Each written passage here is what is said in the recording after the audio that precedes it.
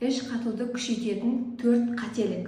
Егер де сіз ішіңіз қатып, үлкен дәретке отыра алмай жүрсеңіз, сізге арналған осы 4 қателікті міндетті түрде жаттап алыңыздар. Күнделікті орындайтын болсаңыз, іш қатудан алдын алатын боласыздар. Жалпы бірінші қателік ол суды аз ішу. Көп адамдар таңертең уақытта су ішпейді, күнделікті мөлшерін білмейді. Егер де сіз суды аз ішіп жүрсеңіз, бұл ішектің дұрыс жұмыс істеуіне кедергі келтіреді. Яғни бізде су өтке көмек береді, өт аққан кезде ішегіңізге түсіп, ішектің перистальтикалық қызметін жақсартады.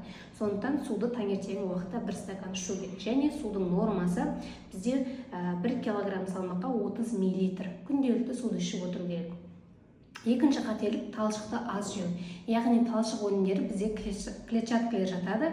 Күнделікті салатный лист, укроп және де көптеген өнімдер бізде клетчатка өнімдері жатады. Егер де осы өнімдерді пайдалансаңыз, сізде іш қату азаятын болады.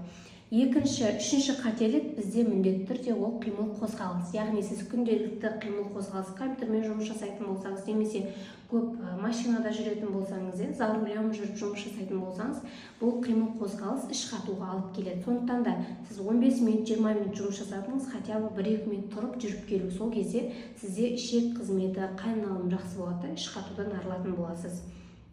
Көп адамдар осы компьютерде отырады, жаңағы диванда отырады, диванда жатып кино көреді деген сияқтының бәрі қимыл қозғалысының аздығына жатады. 4-ші қателік туалетке баруды ұстап жүру. Мысалы, үлкен дәретке сізге сигнал келді, бірақ сіз белгілі бір телефонмен сөйлесіп жатса, или біреумен сөйлесіп жатса, сіз кейінге қалдырдыңыз. Бұл не істейді? Ішектегі рефлексті бұзады. Келді, бірақ сіз ары қарай шығарған жоқсыз, ол қайтадан бет жинала береді ішекке. Соның әсерінен сізде іштің қатуы, іштің кебуі, ауырлық сезім болады. Бұл өттің жұмысына, ішектің жұмысына кедергі келтіріп, одан сайын организмдегі токсиннің жиналуын көбейте береді. Егер сізде осы іш қату неше жылдан бері кетпей, 10 күндеп, 2-3 күндеп, даже күнде отыра алмай жүрсеңіз, отырсаңыз да бір ішіңіз босамаған сияқты, ішіңіз кебіп, шарт сияқты ісініп жүрген болса, сіздерге арналған арнайы телеграм канал дайындап қойдым. Ол жерде іштің кебуі мен іштің қатуынан 7 күнде арылатын боласыз. Бағасы небәрі 1990 теңге. Егер алғыларыңыз келсе, комментарийге телеграм сөзін жазыңыздар. Сіздерге арнайы сілтеме беремін, сол жерге оплата жасап, доступ ала алатын боласыздар. Ол жерде бүкіл емдік схемалар бар. Көптеген себептерді жою, не үшін іш қату болып жатыр.